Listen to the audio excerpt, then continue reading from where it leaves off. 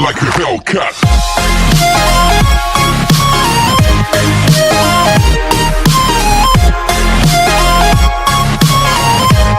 नमस्कार दोस्तों, स्वागत है हमारे YouTube चैनल भैया जी सुपरस्टार में। और हम इस वक्त मौजूद हैं ग्राम सभा डोगहरा के प्रधान जी मनोज कुमार यादव जी के आवास पे।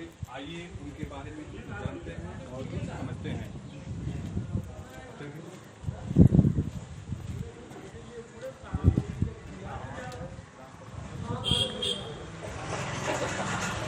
मौजूद हैं ग्राम प्रधान डोगहरा के श्री मनोज कुमार यादव जी के यहाँ, जो मनोज कुमार यादव जी आज अनुपस्थित हैं, लेकिन उनके पिताजी से हम खास बातचीत करेंगे।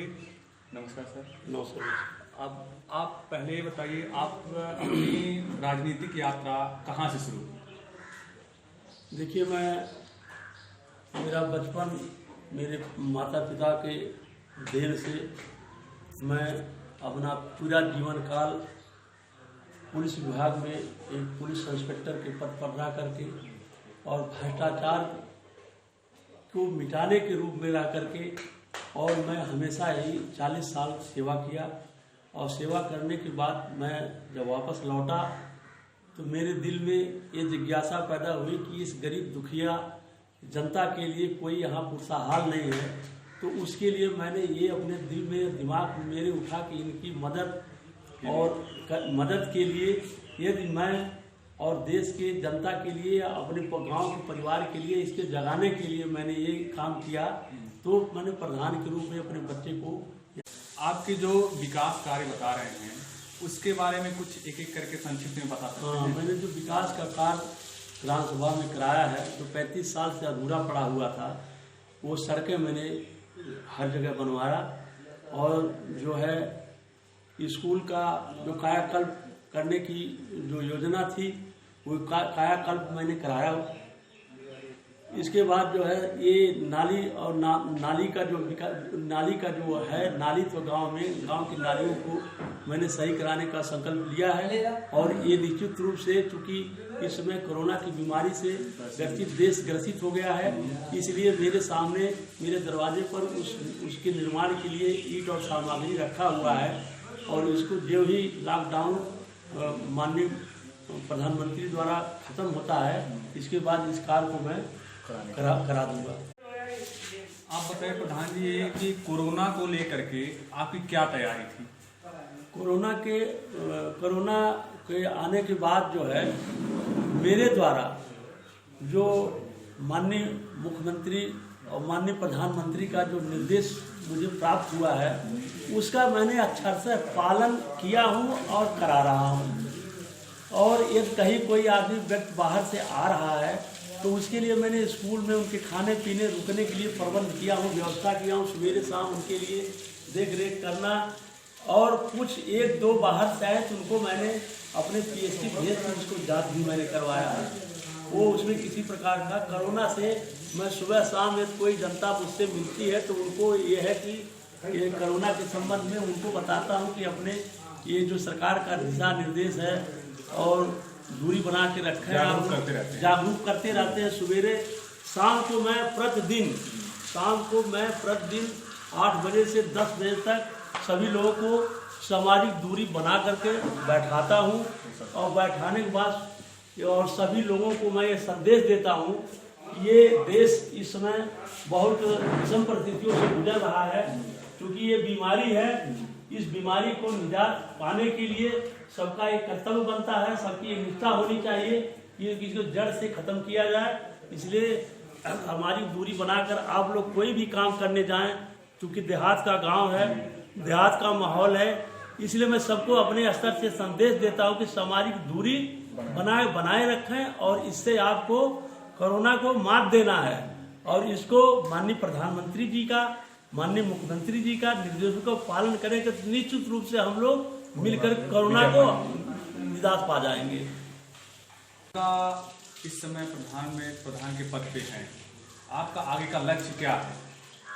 मेरा आगे का लक्ष्य है कि मेरे द्वारा जो विकास कार्य ग्राम सभा में कराया गया है वो अभी कुछ हमको हमारे दिमाग से अभी परिपूर्ण रूप से हुआ नहीं है।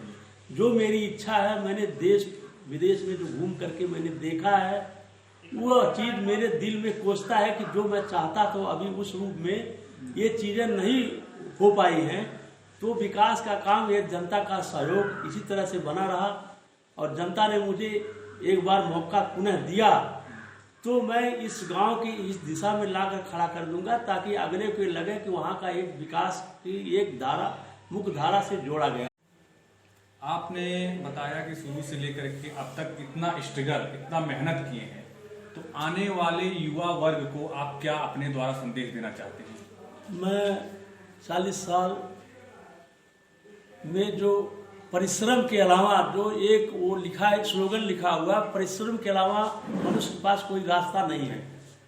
ये स्लोगन में लिखा है कि परिश्रम के अलावा कोई रास्ता नहीं है। तो मैंने उस स्लोगन के माध्यम से मैं अपने 40 साल की सेवा अपने और उस काम को मैंने पूरा किया। युवाओं को मैं संदेश ये देना चाहता हूँ, जिस तरह से मैं परिश्रम करके और यहाँ से हजारों किलोमीटर दूर में जा करके जनता का विश्वास मैं पाया और जनता को अपनी विश्वास दिया, तो उसी तरह से आप युवाओं को मैं डेली शाम को सवेरे यही प्रेरित करता हूँ कि गलत काम करने की दिशा में आप लोग न रहें, हमेशा सच्चाई के मार्ग पर चलें। हमेशा सच्चाई की विजय होती है, अधर्म की नाश होता है। तो ये गांव मेरा संदेश है, हर युवाओं को मेरा ये कहना है कि आप लोग परिश्रम के अलावा कोई चीज़ नहीं है और एक दूसरे से मिलकर के रहें और एक दूसरे का वो मेरे द्वारा किए हुए कार्य का अनुसरण करेंगे तो निश्चित रूप से भविष्य में आपको सफलता मिलेगी। थैंक यू सर, आपको हमें बहुत धन्यवाद टाइम देने के लिए। और थोड़ा सा संदेश अगर आप जनता को या अपने गांव ग्राम सभा या पूरे भारतवर्ष या पूरे विश्व को देना चाहते हैं तो उसके बारे में बताएं। हाँ, तो मैं अपनी आपके चैनल के माध्यम से मैं समस्त देशवासियों को, विश्व के लोगों को मैं ये संदेश देना चाहता हूँ कि माननीय प्रधानमंत्री जी के निर्देशों का सभी लोग पालन करें, माननीय मुख्यमंत्री के निर्देशों का पालन करें, उनके द्वारा जो भी निर्देश दिए जाते हैं उनका कड़ाई से पालन करें तो निश्चित रूप से देश और विदेश दोनों मेरा संकट में चल रहा है और दोनों का निजात हम लोग पा जाएंगे। और इसमें कोई दिक्कत नहीं है कि परिश्रम की आप करेंगे तो निजात पाना ही।